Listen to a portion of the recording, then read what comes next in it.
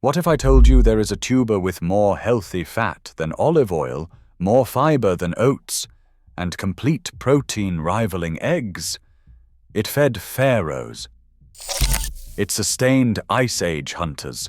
It grows in sand, survives drought, and produces food for decades without replanting.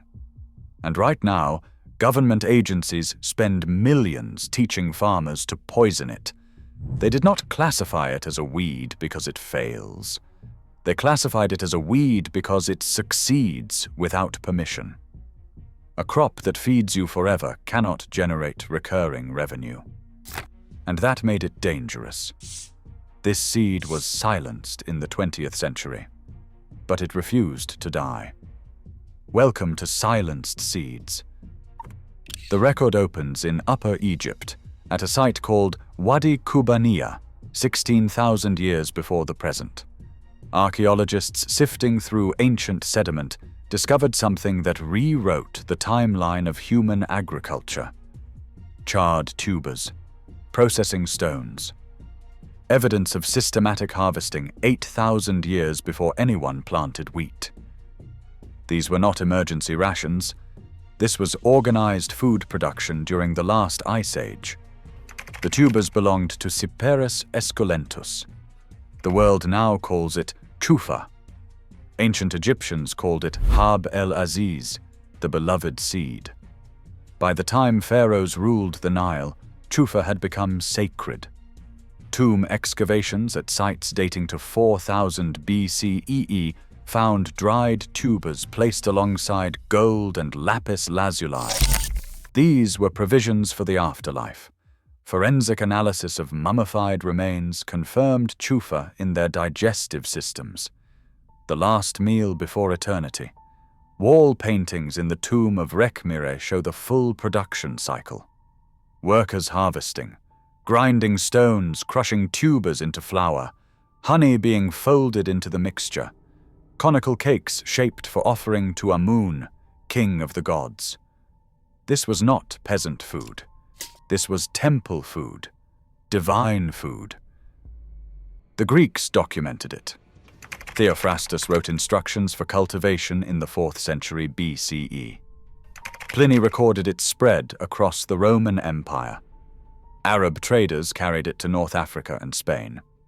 By the 13th century, farmers in Valencia were producing a cold, sweet drink from ground chufa that they called horchata. 700 years later, they still make it. For 16 millennia, this tuber fed civilizations across 3 continents. Then the silence began. What they found surprised everyone. Modern nutritional analysis revealed why ancient peoples valued chufa so highly. Research published in Frontiers in Nutrition documented the composition. Chufa tubers contain 25% fat, predominantly oleic acid, the same monounsaturated fat that made olive oil famous for heart health. But chufa produces that fat underground, in a tuber that stores indefinitely without refrigeration. The protein content reaches 10%, with a complete amino acid profile. The fiber content exceeds 30%, mostly resistant starch. This fiber feeds beneficial gut bacteria, stabilizes blood sugar, and passes through digestion without spiking insulin. A study published in 2023 in the Journal of Food Science confirmed chufa's low glycemic index, and that makes it suitable for diabetic diets. Mineral density rivals supplements. Calcium, magnesium, potassium, iron, and phosphorus are concentrated in a package the size of a chickpea. Vitamin E appears at levels that support cardiovascular function. Antioxidant compounds that researchers are still cataloging are present too.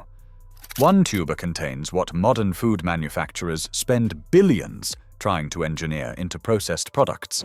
It grows in sand. So what happened? How did 16,000 years of cultivation end with a USDA bulletin calling this plant a menace? The answer is geometry. The geometry of industrial profit. Chufa spreads through underground rhizomes. One plant produces up to 75 tubers. Each tuber can remain dormant in soil for years, then sprout when conditions improve. You cannot plow it out. You cannot starve it out. Cut the visible plant, and the roots send up new shoots within weeks. For ancient farmers, this was perfection. Plant once, harvest forever. The tubers survived drought, flood, and neglect. They stored nutrients underground where no thief could steal them.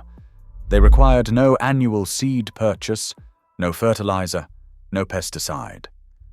They simply produced food, year after year, generation after generation. For industrial agriculture, this was a catastrophe. The modern farm economy runs on dependency. Farmers buy seed each spring. They buy fertilizer to feed it. They buy herbicides to protect it. They buy equipment to harvest it. Every input generates revenue for corporations upstream. A crop that eliminates all inputs eliminates all profit. You cannot patent chufa. It has been in the public domain for 16,000 years. You cannot sell proprietary seed when farmers save tubers and replant them indefinitely. You cannot sell fertilizer to a plant that thrives in poor soil. You cannot sell herbicides to protect a crop that outcompetes weeds naturally. The $40 billion herbicide industry cannot tolerate a food source that costs nothing to grow. So they changed the language. What fed pharaohs became a pest. What sustained Ice Age survivors became an invasive species.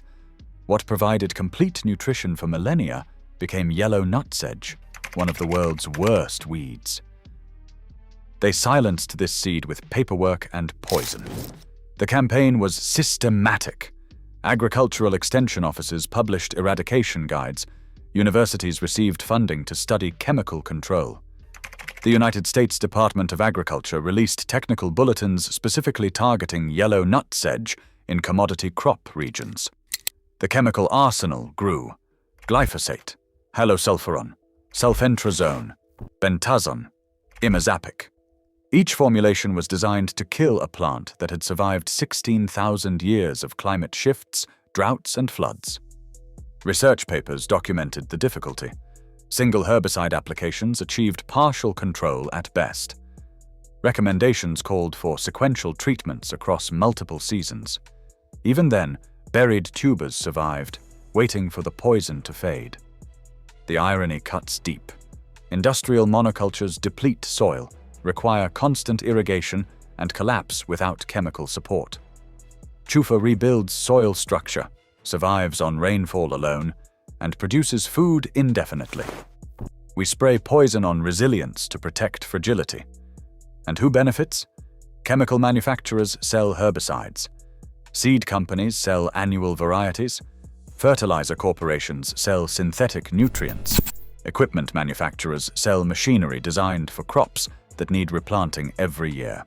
A $40 billion industry was built on the assumption that food production requires perpetual purchases. Chufa threatens that assumption. So chufa had to disappear. But it survived. The knowledge never died. In Valencia, Spain, chufa cultivation continued unbroken for 7 centuries. The Regulatory Council of the Denomination of Origin protects traditional production. Over 1,000 tons of chufa are harvested annually for horchata, the drink that Arab traders brought to Iberia 800 years ago. The same tuber, the same process, the same taste. In West Africa, Hausa farmers never stopped growing what they call aya. Markets in Nigeria and Mali sell chufa alongside grain and vegetables. The knowledge survived colonialism, survived the Green Revolution, survived every attempt to replace indigenous crops with imported dependencies. In the past decade, something shifted. Health food stores began stocking tiger nuts. The paleo community discovered them. Researchers published papers on chufa flour as a gluten-free alternative, chufa oil as a heart-healthy fat source, chufa milk as a dairy substitute. What industrial agriculture classified as worthless, nutrition science is rediscovering as exceptional. A 2024 comprehensive review confirmed the ancestral wisdom. Chufa supports cardiovascular health, gut microbiome diversity, and metabolic stability.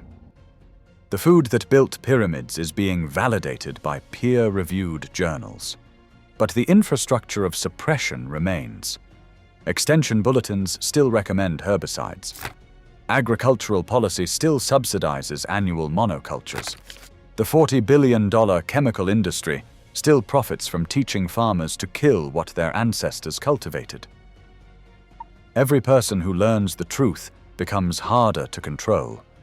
Every garden where chufa grows without inputs proves the industrial narrative false. Every harvest that requires no purchase, no permission, no corporate dependency is an act of quiet rebellion. You can grow what they silenced. Chufa grows in zones 7 through 11. Plant tubers 2 inches deep in sandy or loamy soil after the last frost. Water sparingly. The plants tolerate drought that kills most vegetables. Harvest when leaves yellow in autumn. Dry the tubers in shade for several days. Store them in a cool, dark place. They keep for years. One planting produces tubers for the next season and the season after that. Save what you harvest. Share what you grow. Teach what you learn. 16,000 years of human wisdom cannot be erased by a century of chemical marketing. The pharaohs knew. The Ice Age hunters knew. The House of Farmers know. And now you know. The seed they silenced is still here, still growing, still waiting for hands willing to dig. If this seed was finally freed for you, subscribe to Silenced Seeds and hit the bell. Every like and every share helps break the silence. The next seed breaks free soon.